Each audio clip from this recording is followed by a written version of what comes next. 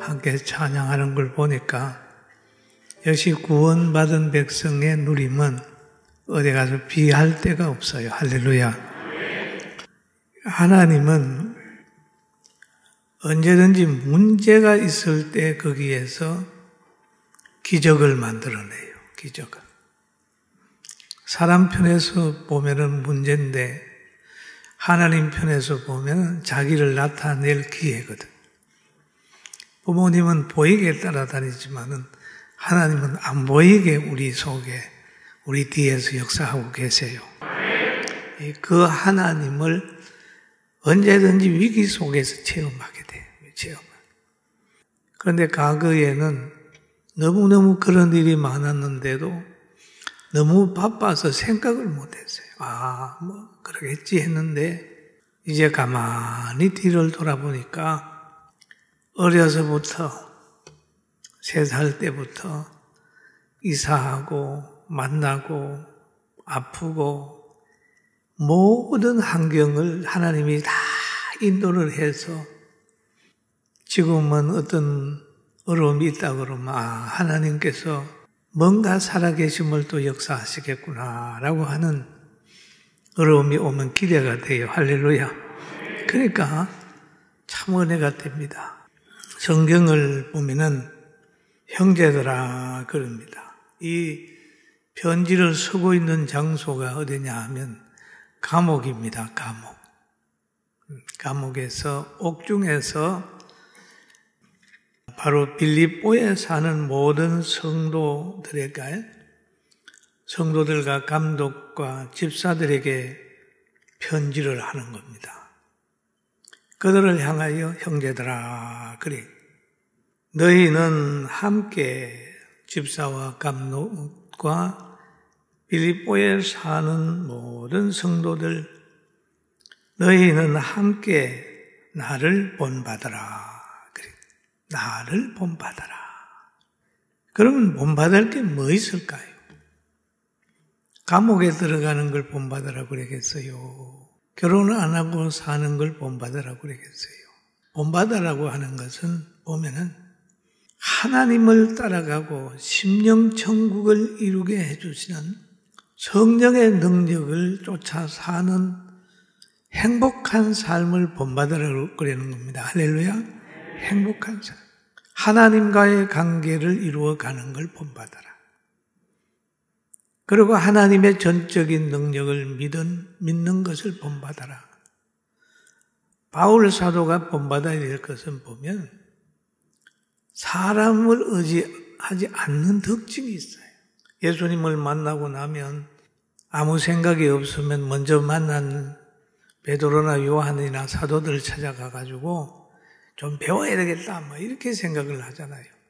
그러나 바울은 그게 아니라 조용한 곳 아라비아 3년 동안 깊이 기도하면서 성령의 소리를 듣고 성령의 능력을 덧입게 됐어요. 그러면 우리가 이 땅에 살면서도 자꾸 하나님의 말씀을 제쳐놓고 배우려고 그러고 사람 본받으려고 그러고 땅에서의 스승을 찾다가 보면 귀가 가리워져서 많은 능마주의가 돼버려요. 영적인 능마주의가 돼가지고 영역이 없어요. 아는 거는 많아요. 막 뭐라 그러는데 그래가지고 영혼에 대한 만족이 없습니다. 그냥 떠버리가 돼버려요. 저는 책을 보다가 보니까 그 장로님이 한 말이 있어요.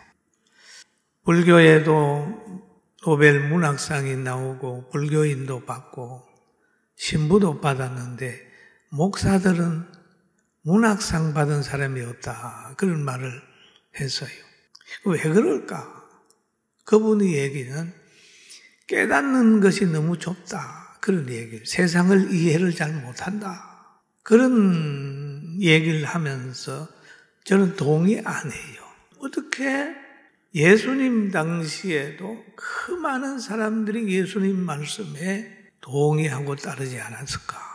라고 하는 걸 생각을 해봅니다. 여러분, 하나님의 말씀은요, 어둠에 속해 있는 사람들은 못 깨닫습니다. 깨달을 수가 없어요. 또 하나님의 말씀을 그대로 전하게 되면 은혜가 될 것 같죠.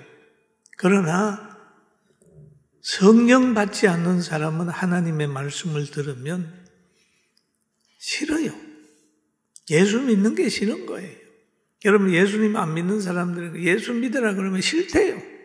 왜 싫냐고 물어보면 시간 뺏기지, 또 외골 쓰지, 자기들밖에 모르는 같지, 주일날 뭐 그러지, 해봐도 보이지 않는 천국 얘기를 하지, 술도 먹지 않지, 뭐 이러니까 재미가 없어. 얘가 예수 못 믿겠다. 그리고 예수 믿는 사람하고 한번 등지면 술 먹고 풀 수도 없고 그런다. 왜 그럴까? 그런데 여러분, 예수 믿는 사람들의 차이는 뭐냐 하면 이 땅에서의 누림보다는 그 하나님의 역사가 있기 때문에 가는 길이 좁은 길이에요. 그리고 좁은 문이에요. 성경에 보면은 좁은 문으로 들어가는 사람은 작다. 좁은 길로 선택해 오는 사람은 소수다. 넓은 길로 가는 사람은 많다. 그러면 진리를 전하게 되면 듣는 사람들은 성령이 귀 열어준 사람은 아멘 하지만 안 그런 사람은 못 듣는 거예요.